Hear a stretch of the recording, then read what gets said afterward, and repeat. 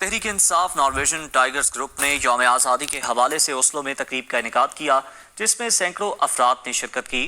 تقریب کا مزید احوال بتا رہے ہیں دنیا نیوز کے نمائندے عقیل قادر۔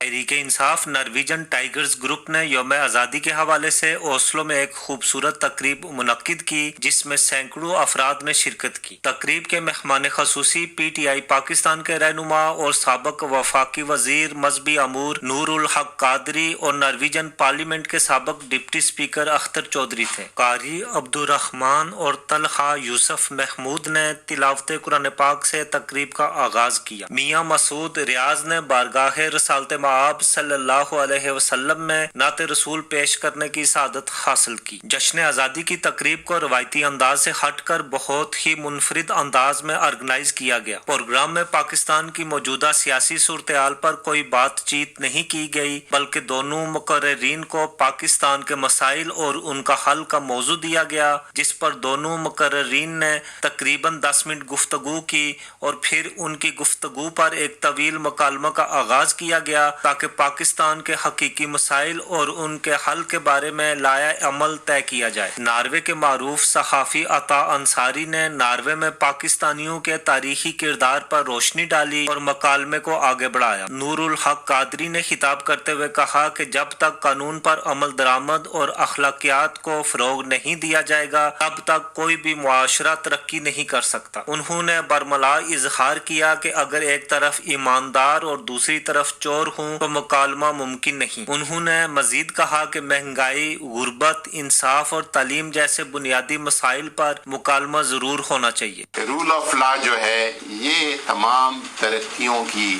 اور میرٹ کی پابندی، یہ تمام ترقیوں کی کنجی ہے، تمام کامیابیوں کی یہ کنجی ہے۔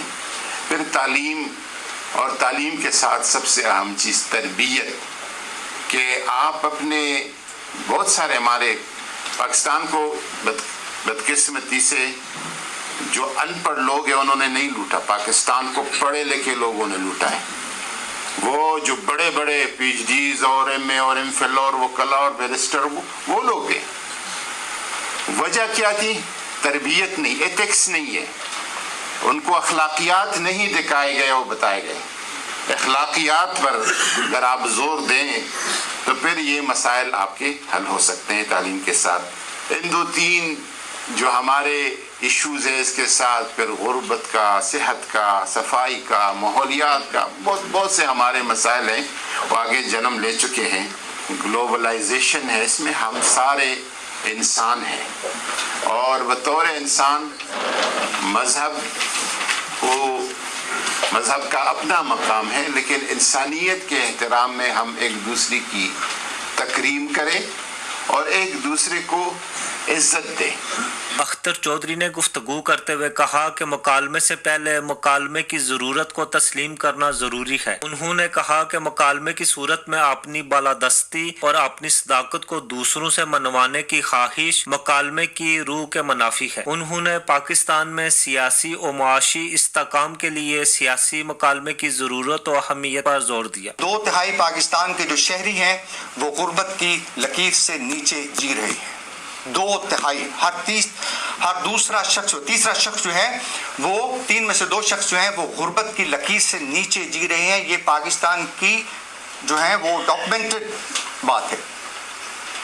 غالباً 20-25% لوگ جو ہیں وہ ہمارے تعلیم یافتہ ہیں، اور اس میں بھی میرے جیسے لوگ ہیں جو نام لکھ لیا تو ان کا نام تعلیم یافتہ ہو گیا۔ آج 75 سال کے بعد یہ ہمارا حال ہے، یہ ہمارا مسئلہ ہے۔